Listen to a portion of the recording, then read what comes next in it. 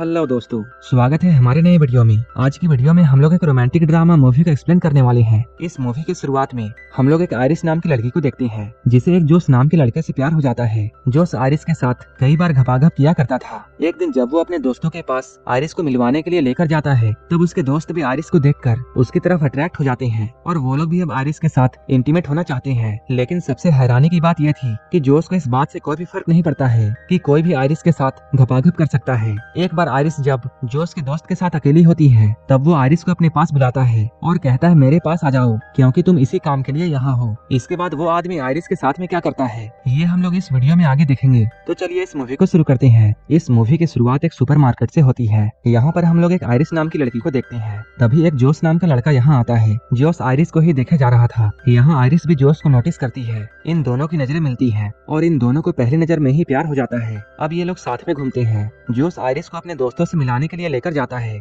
यहाँ आयरिस उससे बोलती है तुम्हारी दोस्त कैट मुझे बिल्कुल भी पसंद नहीं करती है। जोश कहता है कैट ऐसे ही है, इसलिए तुम उसकी बातों का बुरा मत मानो। इसके बाद ये लोग अंदर जाकर कैट से मिलते हैं। यहाँ इनके दोस्त पैट्रिक और इलाई भी आए हुए थे। ये सभी लोग अभी जिस घर में थे, ये घर सरगे का है। वैसे तो सरगे कैट का बॉयफ्रेंड था, लेकिन आयरिस को देखने के बाद अब उसकी निगाहें आयरिस पर पड़ जाती है। आयरिस और जोश काफी लंबे सफर से आए थे, इसलिए आयरिस ऊपर जाकर शावर लेती है। इसके बाद जब ये सभी लोग बैठे हुए थे, तभी पैट्रिक अपनी और इलाई की कहानी सुनाता है कि वो लोग एक दूसरे से कैसे मिले और उन्हें भी पहली नजर में ही प्यार हो गया था। उनकी कहानी को सुनने के बाद आयरिस कहती है मेरी भी कहानी कुछ इसी तरह है। आयरिस जब अपनी बातों को बोल रही थी, तभी वो नोटिस करती है उनका कोई भी दोस्त उसकी बातों पर ध्यान नहीं दे रहा था। यहीं पर हम लोग सरगे के बारे में जानते हैं। सरगे कई सारे इलीगल काम भी करता है। यहाँ पर कैट आयरिस से ये कहती है सरगे के पास सब कुछ है और उसकी तो एक सुंदर बेबी भी है। मैं तो बस उसकी टाइम पास हूँ। उसका जब भी मूड बनता है वो मेरे साथ इंटीमेट होता है। कुछ देर के बाद ये सभी लोग यहाँ डांस करने लगते हैं। तभी सरगे आयरिस के नजदीक आने की कोशिश करता है। यहीं पर जोश भी होता है। डांस करते हुए आयरिस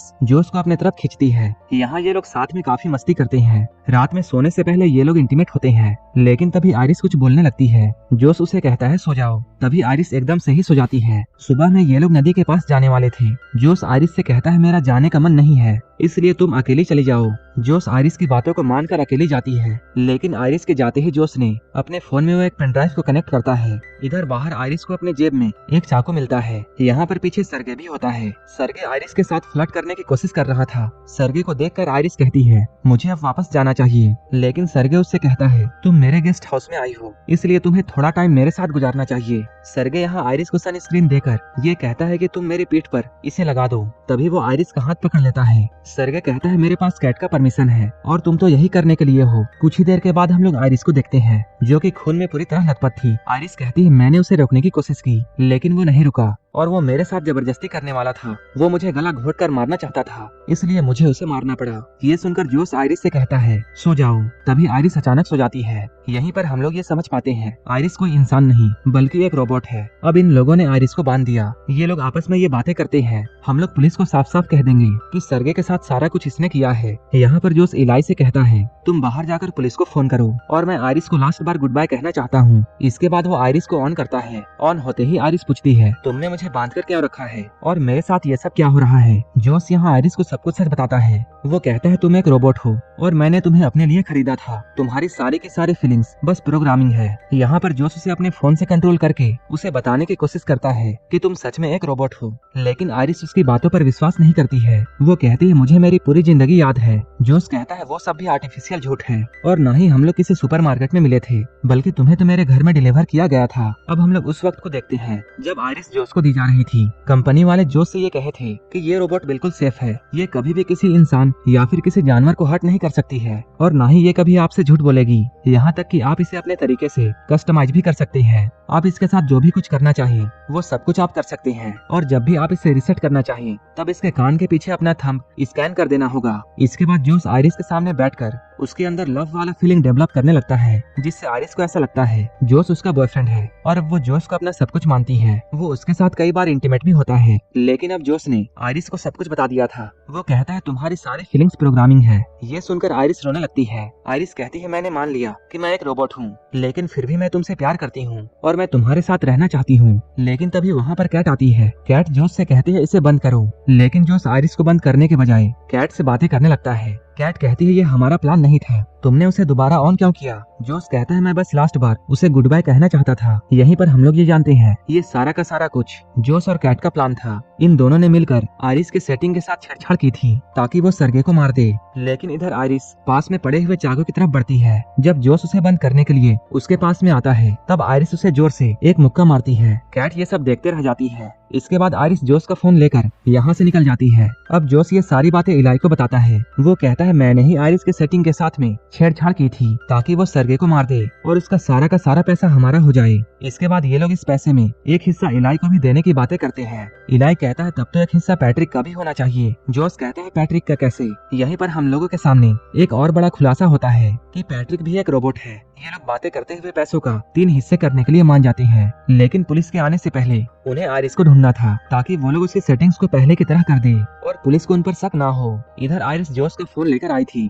और वो जोस के फोन को खोलकर अपनी सेटिंग्स खुद से ही चेंज कर लेती है और वो अपने इंटेलिजेंस को 100% कर देती है। इसके बाद वो ये सोचती है कि अब वो इस जंगल से कैसे निकले। अगर आयरिस चुपचाप जोस के कार तक जाती है तब वो जोस के फोन को यूज करके उसके गाड़ी को खोल सकती है और आराम से यहाँ से निकल सकती है। लेकिन तभी यहाँ पर इलाई और पैट्रिक आ गए। लेकिन यहाँ पर हम लोग ये जानते हैं कि पैट्रिक को पहले से ये पता था कि वो एक रोबोट है। उसने ये बात अपने आप ही जान लिया था। पैट्रिक कहता है ये बात जानने के बाद भी मैं तुमसे उतना ही प्यार करता हूँ और तुम्हारी और मेरी पहली बार मिलने की जो मेमोरी है वो मेरे लिए बिल्कुल सच है। इलाई कहता है हाँ मैं भी तुमसे बहुत प्यार करता हूँ। लेकिन तभी जोस का फोन बजता है। इलाई ये समझ जाता है कि आयरिस यही है। आयरिस यहाँ से भागने की कोशिश करती है लेकिन वो दोनों टकराकर गिर जाते हैं। ये लोग गन को लेने के लिए फाइट करते हैं लेकिन इसी बीच इलाई को गोली लग जाती है। अब आयरिस फिर से भागती है और वो जल्दी से जाकर जोस के कार में बैठ जाती है। लेकिन ये कार बिना जोस के वॉइस कमांड के ऑन नहीं हो सकती है। इसके बाद आयरिस अपने कंट्रोल में जाकर अपनी आवाज चेंज करने की कोशिश करती है। तभी बाहर जोस एक पत्थर उठाकर कार के शीशे को तोड़ने की कोशिश करता है। ये शीशा टूटने ही वाला था लेकिन तभी कार चल जाती है। अब आयरिस जोस को पीछे छोड़कर यहाँ से निकल जाती है। इधर जोस अंदर आकर सरगे का फोन ढूंढने लगता है। उसने सरगे के फोन से अपने कार चोरी होने की कंप्लेन कर दी।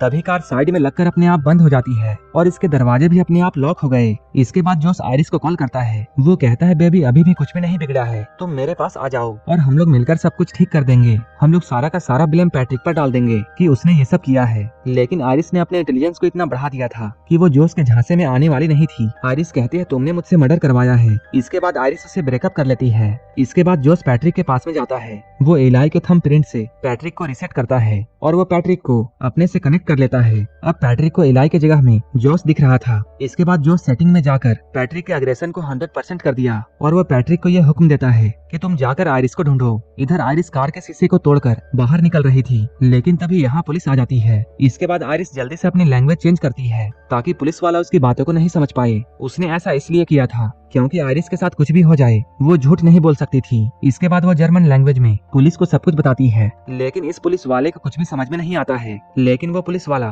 कार में पड़े हुए चाकू को देख लेता है। इसके बाद वो आयरिस को हथकड़ी पहनाता है लेकिन उसी वक्त पैट्रिक यहाँ आता है। क्योंकि पैट्रिक का एग्रेशन 100% था इसलिए वो यहाँ पर पुलिस वाले को जान से मार देता है। इसके बाद उसने जोस के फोन से आयरिस को भी बंद कर दिया। इधर कैट घर के बाहर में एक पुलिस की कार को आते हुए देखती है जिसमें से पैट्रिक निकलता है और इस पुलिस वाले की डेड बॉडी डिक्की में पड़ी हुई थी। कैट ये सब देखकर बहुत डर जाती है और यहाँ से भागने लगती है। जोस पैट्रिक से कहता है उसे रोको। पैट्रिक ने कैट को भी जान से मारकर उसे जाने से रोक दिया। ये सब पैट्रिक के बढ़े हुए एग्रेशन की वजह से हो रहा था। इसके बाद हम लोग जोस को देखते हैं जो कि आयरिस के साथ में टेबल में बैठकर उसके साथ खाना खा रहा था। उसने आयरिस को ऑन किया था। जोस कहता है मैंने ये बात नहीं सोचा था कि तुम इतना कुछ कर जाओगी। तुमने इलाई को मार डाला और तुम्हारी ही वजह से कैट की भी जान चली गई। आयरिस कहती है नहीं मैंने ऐसा कुछ नहीं किया है, ये सब तो तुम्हारा किया हुआ है। तुम सारा का सारा ब्लेम मुझ पर नहीं डाल सकते हो। आयरिस कहती है तुम बहुत बुरे इंसान हो और तुम बहुत कमजोर हो, तुम पूरी दुनिया को गलत समझते हो। आयरिस अभी ये सब बातें बोल ही रही थी तभी जोस अपने फोन को लेकर उसके इंटेलिजेंस को 0 कर देता है।